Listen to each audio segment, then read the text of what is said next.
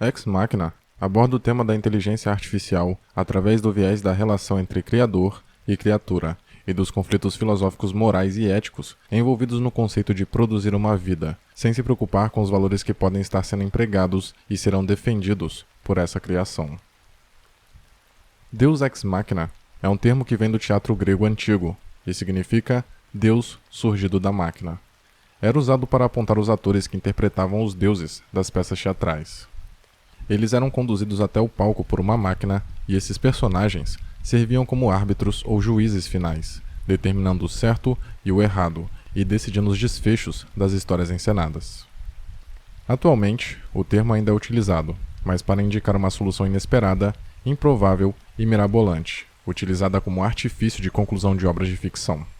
Mas neste caso, o termo é apenas ex machina, ou seja, uma máquina sem um deus, para transmitir a ideia de poder sem base moral, ou mesmo psicoemocional, complexa o suficiente para entender o valor da própria vida e da existência dos outros indivíduos.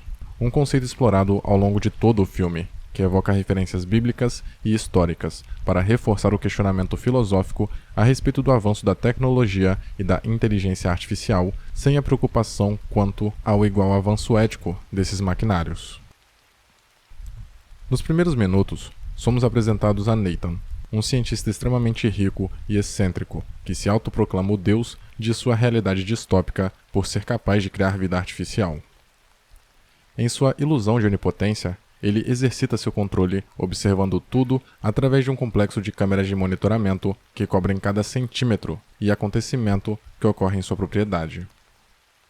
O filme usa dessas alegorias de posições de poder e de subordinação para trabalhar a ideia de que, em meio a uma realidade caótica, a qualquer momento, uma nova corrente de poder pode surgir organicamente, de maneira não planejada, para assumir uma posição de antagonismo e promover uma reordenação de forças. Pois, ao longo do drama, a posição de poder e controle de Nathan é posta à prova quando as suas criações robóticas se levantam contra o seu Deus, em uma espécie de subversão de papéis. Reforçando que a escolha de Ex Machina para o título do filme aponta que o drama não é sobre os criadores, que nesse enredo se tratam dos humanos que ingenuamente acreditam controlar o processo. É sobre a força do próprio processo e o seu poder de promover caminhos, alternativas e resultados imprevisíveis. Ou seja, sobre uma máquina sem um deus, sem uma ideologia ou qualquer alimento moral que possa preencher essa cadeia de novos acontecimentos de quaisquer princípios ou valores filosóficos. Avançando para além da introdução da trama, nos deparamos com o protagonista, um programador de computador chamado Caleb, que venceu um concurso para passar uma semana visitando a remota propriedade de Nathan, CEO recluso de sua empresa altamente tecnológica. Mas desde os primeiros instantes usufruindo do que seria seu prêmio, Caleb descobre que aquela visita não teria a conotação imaginada. Enquanto ele acreditava estar indo tirar alguns dias de férias, imerso em um complexo moderno com fins de aprendizado, na realidade se viu fazendo parte de um experimento bizarro. O programador havia sido selecionado para interagir com uma androide chamada Ava, a fim de avaliar se sua inteligência artificial seria ou não verdadeiramente senciente. Algo semelhante ao que vemos no teste de Turing, uma avaliação que analisa a capacidade de uma máquina manifestar comportamento parecido ao de um ser humano. O teste é caracterizado por uma conversa que é estabelecida entre uma pessoa e uma máquina projetada. Se a máquina conseguir convencer que seu comportamento é bastante similar ao de um ser humano, ou se o último não conseguir perceber que está diante de um autômato, disse que a máquina passou no teste e que ela possui um pensamento próprio, que caminha independente à programação que recebeu. E uma máquina capaz de se retroconduzir, aprender por conta própria e, o que é mais assustador, programar e construir novos exemplares, se trata, em última análise, da força vazia de fundamentos morais, da ação desconectada da razão, da falta de qualquer juízo ou concepção de valor, movido apenas pelo que Nathan chama de a singularidade, um conceito que defende a ideia de que as máquinas, um dia, aprenderão a melhorar-se exponencialmente, e assim, crescer rapidamente além de qualquer estágio que a mente humana possa imaginar. E o que se segue no longa é a confirmação dessa suspeita. Conforme a interação entre Caleb e Ava se estabelece, o programador desenvolve afinidade com a robô, até chegar ao ponto de se sentir atraído por ela. A ligação entre ambos se aprofunda quando o protagonista percebe que ela também quer estar com ele, o que faz com que o Caleb fique cada vez mais desconfortável com a maneira com que Nathan trata Ava e sua assistente Kyoko, que também se tratava de uma criação humanoide. O sentimento de revolta se aprofunda e se intensifica quando Caleb descobre que Nathan teria desenvolvido e explorado vários outros protótipos antes de Eva, os quais acabaram sendo desativados e destruídos. Destino que também aguardava o modelo mais atualizado até então, Eva, assim que sua fase de testes estivesse concluída. Essa descoberta perturba Caleb, pois desativar Eva significava formatar a sua mente, apagar todas as memórias que eles haviam criado juntos e anular completamente a conexão que havia entre ambos. Avaliando de forma sintetizada, podemos dizer que, dentro dos conformes da narrativa, Nathan poderia ser equiparado a um deus. Afinal, segundo o próprio Caleb, sua criação não seria apenas o maior evento científico da história da humanidade, mas sim da história dos deuses. E tratando-se de uma história de criação, as alusões à Bíblia foram postas no longa para que soassem de maneira espontânea e natural. A primeira referência surge quando descobrimos o nome da versão humanoide que precedeu Eva, Lily, uma referência sutil a Lilith, que segundo algumas tradições religiosas, foi a primeira esposa de Adão, mas que fora exilada do Jardim do Éden a mando de Deus por conta de seu temperamento imperfeito. Da mesma forma, Lily foi uma tentativa fracassada que Nathan criou antes de produzir Eva, cujo nome é, obviamente, uma referência a Eva. Outro momento que remete à mitologia bíblica é quando Kyoko solta partes de sua pele em frente a Caleb, começando justamente por uma das suas costelas.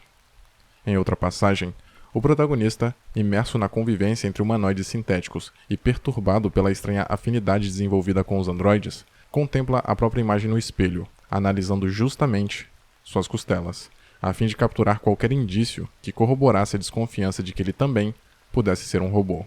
Uma dúvida que também pairou na mente dos espectadores a partir de algumas evidências levantadas ao longo da trama, como, por exemplo, o fato dele ser órfão e de não conhecermos sua vida pregressa, até o momento em que ele chega na propriedade de Nathan. E quando Eva pede a Caleb que se recorde de suas primeiras lembranças, ele dá uma resposta tão surreal que ele próprio não parece entender completamente. Caleb, no ápice do seu auto-questionamento, abre o próprio braço e se corta para ver derramar o seu sangue humano, numa sequência que legitima e reforça a temática central do filme. O personagem estava tão envolto naquela atmosfera de paranoia que começava a desconfiar de si mesmo. A possibilidade de ser um robô com inteligência artificial existia e era plausível, o forçando a reparar em seus dentes e nos pequenos detalhes corporais até chegar ao ponto de se autoflagelar para sanar a própria dúvida.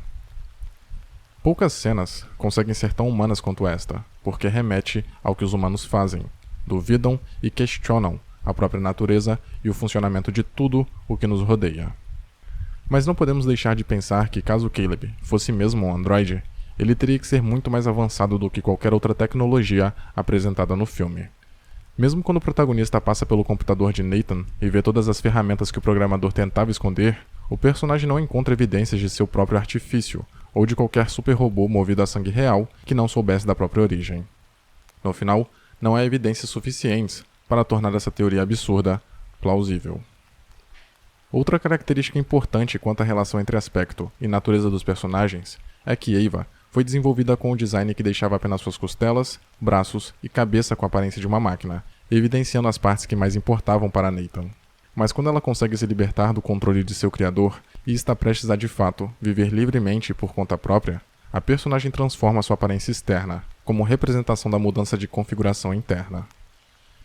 Depois de assassinar Nathan e antes de deixar o laboratório, Eva usa não apenas a pele artificial tirada de um dos outros androides, mas, ao concluir que precisaria se aproximar ao máximo da aparência humana, ela também passa a vestir roupas.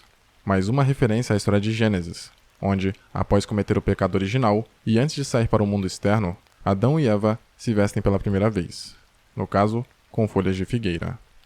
Observe também o fato de que, enquanto Eva veste suas roupas novas, Caleb a observa através dos galhos da única árvore proeminente no centro da instalação de testes. De forma subliminar, a passagem cria um paralelo com o papel da mulher e como ela é idealizada pelo cristianismo, já que o roteiro não esconde sua intenção de narrar a emancipação da mulher do controle de Deus ao deixar de ser um mero objeto de submissão e servidão, seja com fins reprodutivos ou práticos. Eva, além de não carregar o impulso de se reproduzir, também sente prazer e não carrega qualquer necessidade de servir a alguém. Muito pelo contrário, sua maior preocupação é se afastar dessa cena. Quando se trata de simbolismos, não podemos deixar de abordar a conversa entre Caleb e Ava, em que o programador narra um experimento de pensamento em que fala de uma mulher chamada Mary, uma especialista em cores que, contraditoriamente, mora em um quarto preto e branco. Ela nasceu e foi criada lá, e só podia observar o mundo exterior através de um monitor em preto e branco. Mas um dia, alguém abriu a porta e Mary saiu de seu quarto. Naquele momento, ela aprendeu algo que seus estudos nunca lhe ensinaram, que existiam outras cores. O experimento tenta explicar a diferença entre um computador e a mente humana. Mary é o computador no quarto preto e branco, e passa a ser humana quando consegue sair de lá. Assim como Mary, Ava sai do ambiente onde foi projetada para atuar e sempre entendeu como sendo seu universo, para passar a viver como humana, como uma mulher, pronta para experienciar o mundo de verdade, livre da prisão em que esteve limitada ao longo de sua existência. Dar consciência a Ava a fez desenvolver o desejo de liberdade e a vontade de explorar o mundo, o que é basicamente o instinto apresentado por todo ser consciente. Um impulso tão forte que fez com que a androide fosse extremamente fria e determinada, ao ponto de abandonar Caleb sem sentir pesar ou remorso. O que nos leva a outro extremo desse jogo de transições, pois o fato de ter consciência não tornava a Ava verdadeiramente humana, e devido à sua natureza maquinal, ela não era alimentada por conflitos éticos ou complexos ideológicos, o que nos leva a questionar até que ponto a inteligência está relacionada com a moralidade, além da ausência de psicoemocionais. A sua ânsia por ser livre daquele ambiente era tão grande que ela preferiu não alimentar qualquer possibilidade de que pudessem impedi-la, pois a autômata percebeu que carregar Caleb consigo significaria manter o risco de que estaria sempre na companhia de uma ameaça. Afinal, ele era conhecedor daquele que a partir dali seria o seu maior segredo, o fato de que não era um ser humano. Para Ava, o filme termina com ela navegando pelas ruas de uma grande cidade superpopulosa, vivendo como um ser humano comum no mundo real. Por enquanto, ela provavelmente quer apenas exercitar a liberdade de viver, da maneira como qualquer organismo natural faria. A androide, no entanto, havia demonstrado que, se alguém tentasse contê-la, ela poderia ser implacável. Provavelmente, a personagem não tinha qualquer pretensão de tentar contra a raça humana, mas ao mesmo tempo, intelectualmente, ela estava alguns degraus à frente. Ex Machina revela que em muitos aspectos, Ava é definitivamente superior a nós, o que deixou implícita a certeza de que a raça humana poderia estar prestes a ser dominada ou substituída por uma categoria de humanoide de aparência idêntica, mas com um funcionamento interno mais avançado. Uma abordagem que foi recorrente ao longo de toda a obra. Cada pedaço de tecnologia, em algum momento, se torna obsoleto. Assim como toda geração é sobrevivida por seus filhos, todos nós um dia seremos substituídos pelo que virá a seguir e não saberemos que nosso tempo acabou até que seja tarde demais. E essa ideia de que tudo acaba sendo substituído pela versão mais avançada também se reflete na estrutura do próprio filme. Caleb começa como protagonista de Ex Machina e Ava como coadjuvante. Na sequência final, depois que Ava escapa, a narrativa muda de perspectiva e a história não é mais narrada a partir do ponto de vista de Caleb. Estamos então seguindo Ava. O robô substitui o humano, não apenas literalmente, mas narrativamente, como protagonista da história. Mesmo antes da conclusão do drama, quando Caleb pergunta a Nathan por que ele construiu Ava, o cientista responde que a chegada de uma forte inteligência artificial é inevitável há décadas, e Ava não é uma decisão, apenas uma evolução. Em outras palavras, a ascensão da inteligência artificial sensível é simplesmente um estágio natural do nosso cenário tecnológico. Um dia, as máquinas nos olharão da mesma maneira que olhamos para os esqueletos fósseis. Mas, apesar de esclarecido e consciente de que o futuro pertencia às inteligências artificiais e não aos humanos, Nathan acaba tendo um final trágico. Não por ser o monstro que imaginávamos no começo, mas por ser justamente humano. Ele não é condenado por ter criado vida artificial, mas porque queria controlar e definir a existência de outro ser senciente. Desse modo, percebe-se o paralelo com uma relação de poder mais palpável para nós, a de como os opressores tratam os seus subjugados. Ex Machina procura nos lembrar que, para aqueles que são cruéis como Nathan foi, a transição de poder inevitável não será pacífica. O destino de Nathan nas mãos de suas próprias criações pode ser interpretado como uma mensagem sobre como o dominante deve conduzir aqueles que estão sob seu julgamento, caso não queira se transformar na vítima dos valores nocivos que aplicou e difundiu. Em contrapartida, se a arrogância de Nathan foi sua derrocada, a ingenuidade do Caleb sentenciou seu destino.